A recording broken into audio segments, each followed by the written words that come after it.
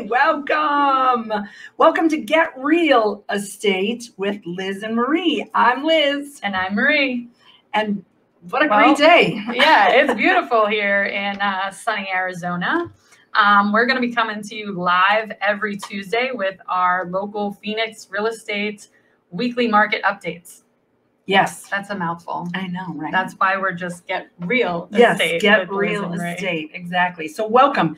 Beautiful day here in Arizona today. We actually woke up to a little bit of sun. A little bit of rain in the Valley of the Sun. So that was super nice. But now it's sunny and warm again. Yes, it is. We're looking outside. Just a little bit of clouds, mostly blue sky. It's beautiful. Yeah, but that's why we're the Valley of the Sun. Yeah, so this week we want to show you straight from the MLS what the market is doing here. So I'm actually going to share my screen. Yes, and not only is it hot, literally, it is still hot. The real estate market here is still hot, but we do want to say it's not cooling. It's just as one article we read said, you might not lay in bed and cry at night because you're not getting your deals. But it's still very hot. It's still a very hot market, and it's not going to cool down in any quick hurry, even as winter comes. We still have a lot of housing needs that need to be met here in the Valley of the Sun. So it's wonderful. But I think for buyers, it's a great market right now to literally not, like we said, lose sleep over trying to get a deal. And the other thing is, as for sellers, it's not a time to start overpricing, like considerably overpricing stuff and thinking that you're going to get those overprices. That if the two things that are happening right now is that the market's cooling in terms of people are able, there's not lines outside of houses to get in. And the other thing is people aren't overpaying on prices. They're starting to negotiate. So if you're a seller, price reasonable.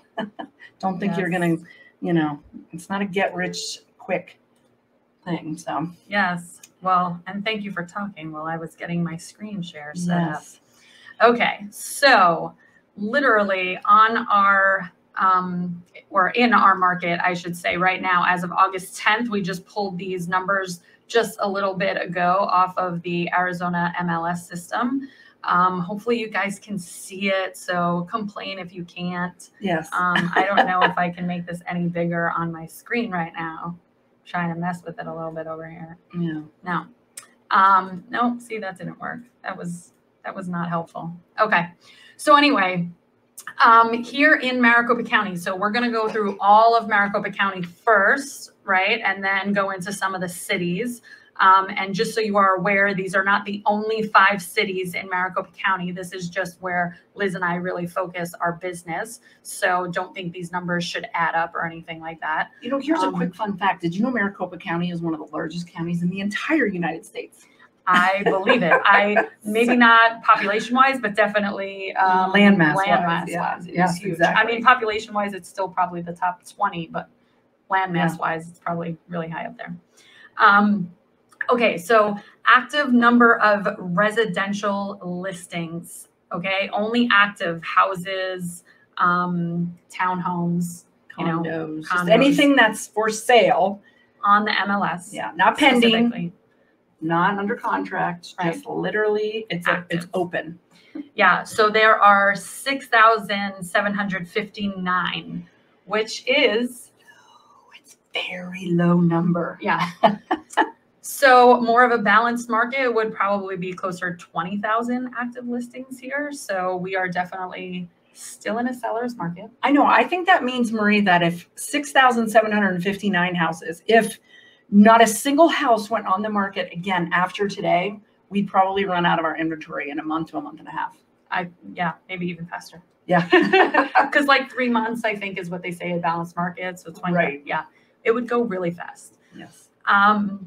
So the median list price across Maricopa County is $490,000, which seems pretty high. I know. So that means half of the houses are selling higher than that, and half of them are selling lower.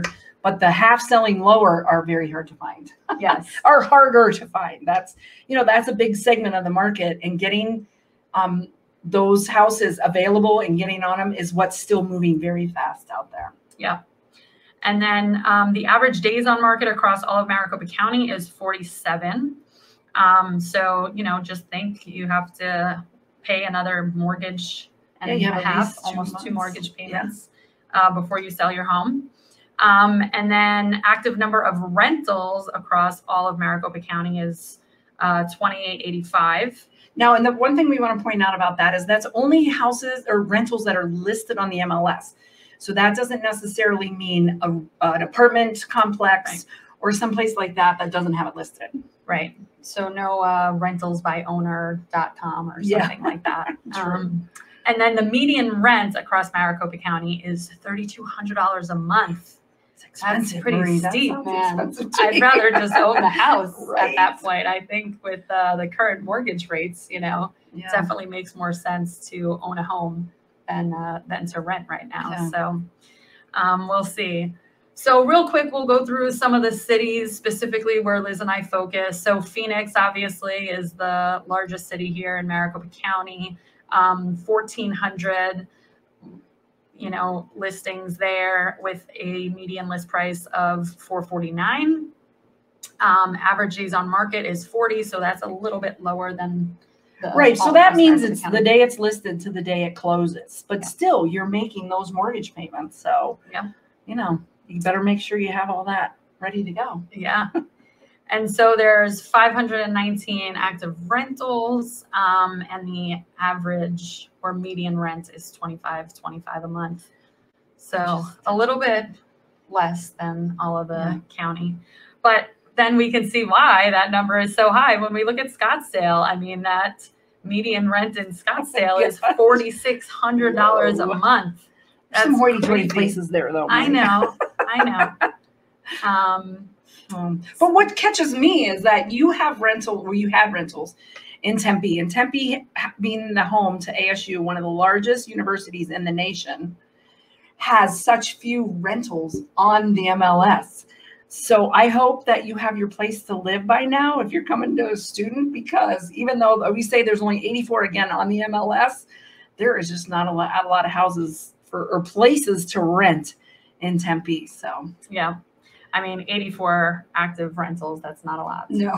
So, and then why they closed so fast in Chandler and Mesa was interesting to us too. Yeah. I mean, the average days on market, 22 and 29 in Chandler and Mesa, I guess people know they want to go there and they're buying fast. They're like ready to close. They're like, I got my mortgage lined up. I'm ready to go. Maybe there's some title agents we need to talk to down there, because they seem to move things along, that and the finance. Seriously. And then obviously, you know, to note the median list price in Scottsdale, obviously at the $899, it kind of goes along with that median rent. And you know, you can live next to Scottsdale. You can live in Phoenix. Yeah. It's next somewhere else. Yeah. All right. So what else you got, Marie? What's your next stuff? What else? So we also, and all of this, by the way, will be available on our blogs, on our website. So visit us at lizandmarie.com. Go to our blog section, check it out. We will be posting these weekly updates every week. So it should be pretty easy to find. Yeah. And then again, we wanted to share with you this week, big news in real estate. So according to North American Moving Services, their 2020 migration report. I don't even know if I want to keep this up there. I kind of want to take it down. We can just read it. Can we read it? Yep, sure. Again, we'll have it on our thing, but the screen share is just not doing it for me. Yeah. I want you to see us. There you go. Yeah, you can read it. So, yeah. So if you see my eyes wandering, it's because I'm going to look at my other screen to read some of that stuff. But it's really interesting on where people are going in 2020. I mean, I think we've all heard the rumors, right, that people are leaving California, New York. But this is some data from an actual moving company. So it's one-way rentals is how they figure this out, you know, so that, you know, somebody's rented a truck or something and gone one way. And so this is how they know where they're leaving and where they're ending up. Yeah. So it specifically says that people are fleeing California for Texas and Idaho. Although we strongly feel that they're coming here to Arizona too. I know. I feel like we've seen people coming to Arizona, but all of a sudden this is saying, no, they're going to Idaho and Texas. So I find that interesting. I would assume that Texas is a big destination state as well. Yeah. Idaho, I would not have thought of. I know, but no, let's take that back for a second though. You and I went up to visit Boise, and we're going to do business up there. Yes. And we learned a lot from the people that live up there, and it was beautiful when we were up there, although it was rainy in winter, but a beautiful state, and just has some great outdoor activities to offer. And I think people want that now after kind of being quarantined. They want space. Yeah. No, that is true. And it was gorgeous up there. I mean, it is called the Emerald State. Yeah, it was very pretty. Okay, so moving along, Illinois, New York, and New Jersey are the 3 states with the most outbound moves. So see, California's not even on there. I know, but why are Illinois? Oh, probably because Chicago. Yeah. Okay, makes sense. So, yeah. And the top 5 inbound states from 2020 were Idaho, Arizona, Tennessee, South Carolina, and North Carolina. A lot of people moving to Nashville. You know, that's crazy. I've had some friends here that have left and moved to Nashville. So that's quite the happening city. Yes. I know some people that moved out to right outside of Nashville. Yeah. Okay. So the other one, Florida, Texas, and Colorado round out the top 8 states for inbound moves. So again, that made sense. We were wondering why Florida wasn't in the top 5, but they're there. I think Florida's running out of space, to be quite honest with you. You know that old joke about swampland? I got some swampland in Florida. I think that's about what they're down to selling nowadays. Probably. It's busy down there. Yeah. And then, so despite the pandemic, people continued to move at rates comparable to 2019. So, I mean, people are moving. They're finding new jobs, relocating. I don't even think they have to find new jobs. Some of them, it's a work from home, and so they want more space. You know, when the market crashed back in 2008 through 11, 12, Arizona was the hardest hit state. Phoenix, we got slammed besides Las Vegas. I mean, we really got slammed. So it is so encouraging to see this next point that Marie has up there about the price changes, and that are increased. The state of Arizona has actually increased 26.1% over the last few years, or year to year, actually. So that's even from a year ago. Yeah. So it's encouraging to know that, you just got to hang on.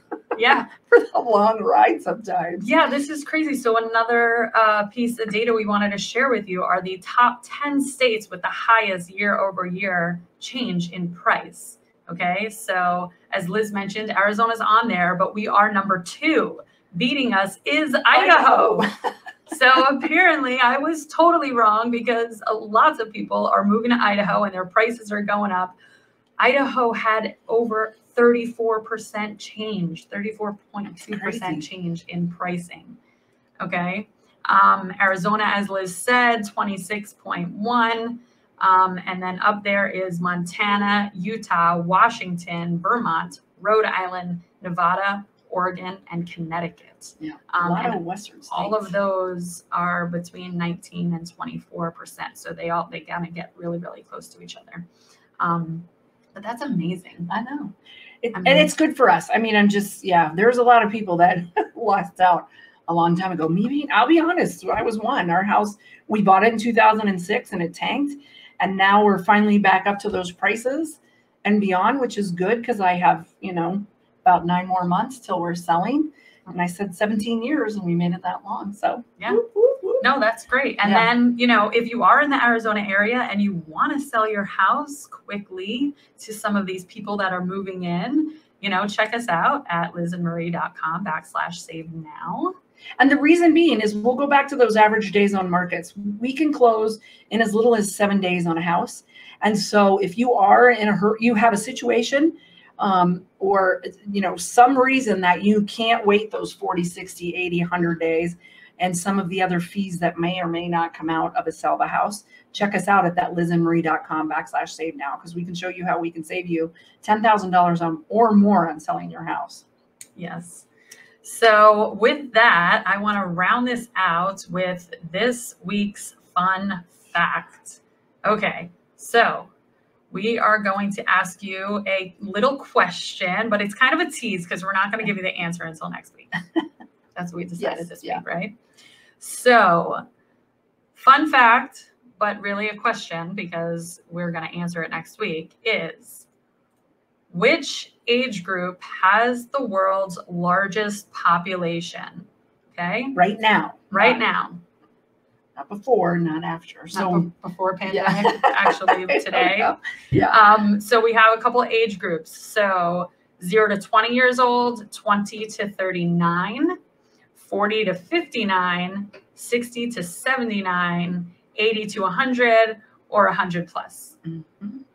I mean, I don't know why the 100 plus is even an option because obviously we know that not a lot of people live to be I over know, 100. but you know what?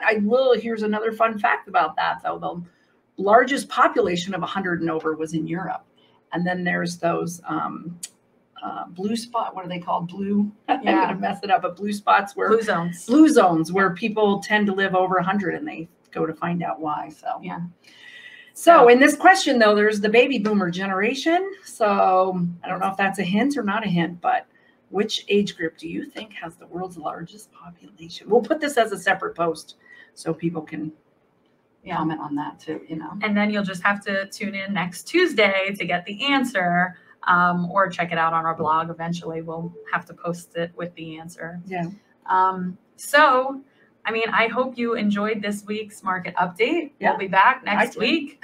We'll, try and keep these short and sweet each week, under 20 minutes. If you just want to find out what's going on in the Phoenix residential and rental markets, check us out here on our Get Real Estate with Liz and Marie. Yay! Yes. And check out our website if you want to watch a quick 4-minute video on how we can save you $10,000 or more. Yeah. lizandmarie.com/save now. I'll put that up there again. Yeah. Okay. So I want to say peace. I want to say love. And we will see you guys next week. Bye.